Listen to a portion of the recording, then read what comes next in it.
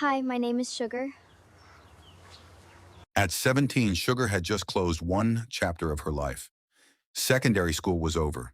She had spent years dreaming about what came next: university independence, new friends, and the exciting life she imagined waiting for her beyond the familiar streets of home. But she wasn't prepared for the one thing that came next: love, or at least what she believed was love. Shortly after leaving secondary school, Sugar met Kelvin. Kelvin was 24, confident, charming, and seemed so different from everyone she had ever known. He was in his final year at IMSU, Emo State University, and to Sugar, his age and university experience made him seem mature and knowledgeable. To Sugar, Kelvin was her first real experience of having strong feelings for someone. And because it was her first love, she gave it everything her young heart knew how to give.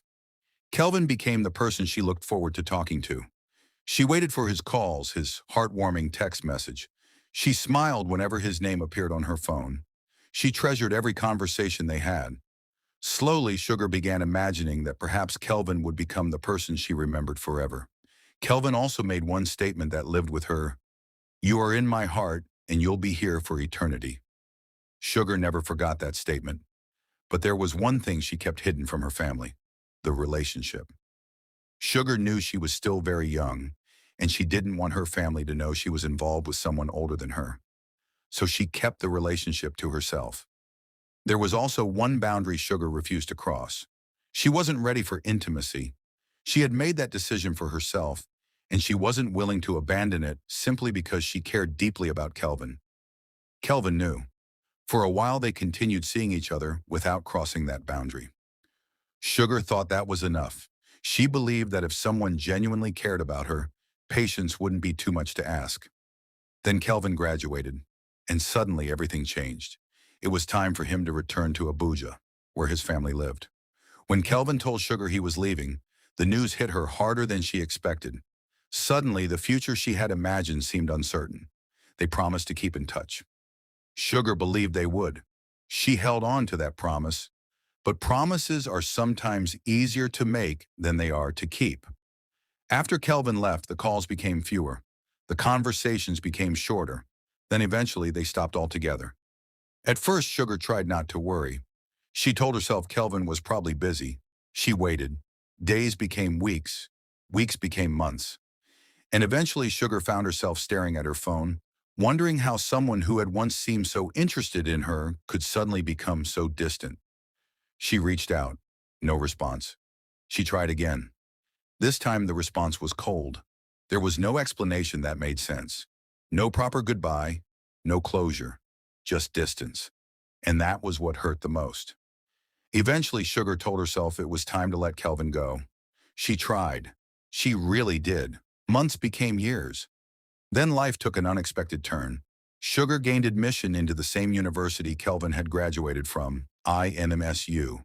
She entered the university determined to focus on herself. She studied. She made new friends. She grew. And eventually she graduated successfully. She became a young woman. But there was one battle Sugar couldn't seem to win. She couldn't forget Kelvin. She couldn't seem to open her heart to anyone else. No matter how much time passed, a part of her remained trapped in those memories. She still remembered his phone number without saving it. She remembered his voice, his laugh, their conversations, the way she had felt when she first realized she was falling for him. Sometimes she wished she could erase every memory. Other times she wondered what would have happened if things had been different. She cried. She tried to move on. She told herself that he was part of her past.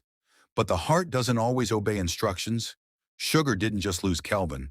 She lost the version of herself that had believed her first love would also be her forever love. For a long time, she blamed herself. She wondered if she had done something wrong. She wondered whether refusing to cross a boundary had made him lose interest. She wondered whether she should have tried harder to keep him. But slowly, something inside Sugar began to change. She realized something important. Someone walking away didn't mean she wasn't enough.